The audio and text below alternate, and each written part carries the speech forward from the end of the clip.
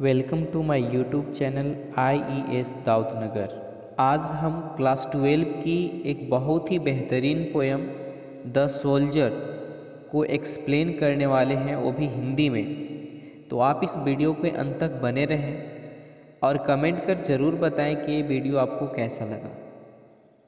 यह poem Rupert Brooke के द्वारा लिखा गया है। तो सबसे पहले हम रूपर्ट ब्रूक का इंट्रोडक्शन ले लेते हैं। Rupert Brooke 1887 to 1915 was born in a well-to-do academic family. Rupert Brooke का जन्म 1887 में एक अच्छे पढ़े लिखे फैमिली में हुआ और उनका निधन 1915 में हुआ। His father was a housemaster at Rugby School, where Rupert was educated before going to King's College, Cambridge. उनके पिताजी रग्बी स्कूल के इंचार्ज थे और Rupert Brooke King's College Cambridge जाने से पहले उस स्कूल में स्टडी किए। W.B. Yeats, the famous poet, described him as the handsomest young man in England. W.B. Yeats, जो कि एक बहुत ही फेमस पोएट थे, उन्होंने रूपर्ट ब्रूक को इंग्लैंड का सबसे हैंडसम यंग मैन के रूप में डिस्क्राइब किया। He assumed a symbolic role that eventually turned into the myth of a young man and beautiful fallen warrior. इन्होंने युद्ध में एक साहसी नवयुवक योद्धा के रूप में अपना परिचय दिया। He died of septicemia on April 23, 1915, of the island of Lemnos in the Aegean, on his way to a battle at Gallipoli. उनका मृत्यु एक जहरीली कीड़ा के काटने से 23 अप्रैल 1915 में लेमनस नाम का आइलैंड में हुआ। ये आइलैंड एजियन सी में पड़ता है। रूपर्ट ब्रूक उस समय गैलीपॉली के युद्ध करने जा रहे थे और वो रास्ते में थे। Brooke is remembered as a war poet who inspired patriotism in the early phase of the First World War. Brooke को वार पोएट के रूप में जाना जाता है। उन्होंने फर्स्ट वर्ल्ड वार के अर्ली फेज में लोगों के बीच देशभक्ति को जगाया और देश पर मर मिटने का लोगों में जज्बा जगाया। His reputation chiefly rests on 5 war sonnets, of which The Soldier is undoubtedly the best and the most enthusiastic.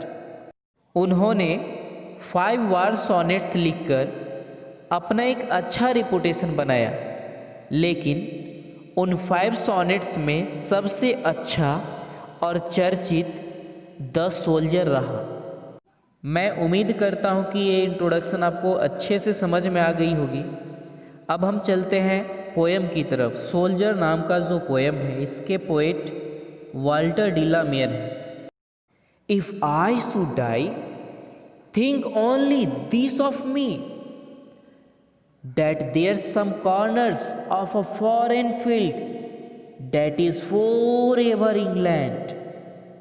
अगर मेरी मृत्यु भी विदेशी युद्ध भूमि में हो जाती है तो तुम मेरे बारे में इतना ही सोचना कि उस विदेशी लैंड जिसमें युद्ध होगी वहां मुझे दफन कर दिए जाएंगे और वो फॉरेन लैंड की टुकड़ा जहाँ पर मेरा डेड बॉडी दफन हुई है, वो जमीन का टुकड़ा हमेशा हमेशा के लिए इंग्लैंड का हो जाएगा। In that rich earth a richer dust concealed, a dust whom England bore, shaped, made aware, gave once her flower to love, her ways to roam, a body of England's breathing English air, washed by the rivers, blessed by sons of home. उस reach अर्थ अर्थात तो विदेशी जमीन में एक richer dust अर्थात मेरी body मिल जाएगी। कौन सी बॉडी मिलेगी? वो बॉडी जिसको इंग्लैंड ने जन्म दिया, आकार दी, उसे जागरूक बनाया, प्रेम करने के लिए फ्लावर दिया अर्थात प्रेम करना सिखाया, उसे स्वतंत्र घूमने के लिए रास्ता दिया। इंग्लैंड का ओ बॉडी हमेशा इंग्लिश एयर को सांस लिया अर्थात पला बढ़ा। ओ बॉडी इंग्लैंड के रिवर में वास किया और उस बॉडी को इंग्लैंड का सन का आशीर्वाद प्राप्त है। और ओ बॉडी जो अपनी कंट्री में जन्म लेकर वहाँ की इन्वायरमेंट में पला बढ़ा, अगर वो बॉडी किसी विदेशी जमीन में भी दफन होती है तो वो विदेशी जमीन को भी रिचर बना देगी अर्थात वो विदेशी जमीन भी तर जाएगी।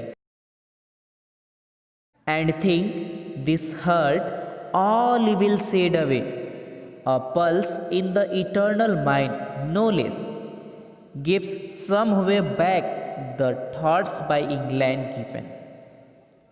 Her sights and sounds, dreams happy as her day, and laughter learned of friends and gentleness.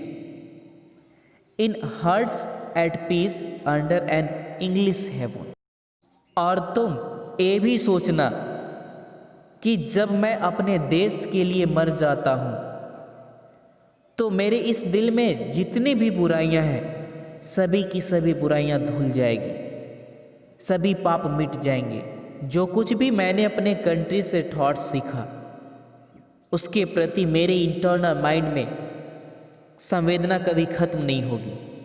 England के वो सारे दृश्य, आवाज़ें और वो दिन जैसे खुशनुमा सपनों और वो हंसी जो कभी दोस्तों के साथ ठहाके लगाए करते थे, वह हमेशा के लिए इंग्लिश हेवन में याद किए जाएंगे। वो मर कर के भी अमर हो जाएंगे, लोग उन पर प्राउड फील करेंगे। अर्थात रूपर्ट ब्रूक अपने कंट्री से इतना प्रेम करते थे कि वह अपना सब कुछ अपने कंट्री के लिए न्यौछावर कर दिए।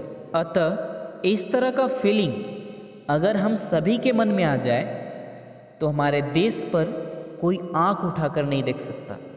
खैर जो भी हो, हमें अपने देश के लिए समर्पित होना चाहिए, जैसा कि इस पोएम में रूपर्ट ब्रूक। यह पोएम एक सोनेट है। सोनेट क्या होता है? तो सोनेट एक पोएम होता है जिसमें 14 लाइन्स होते हैं।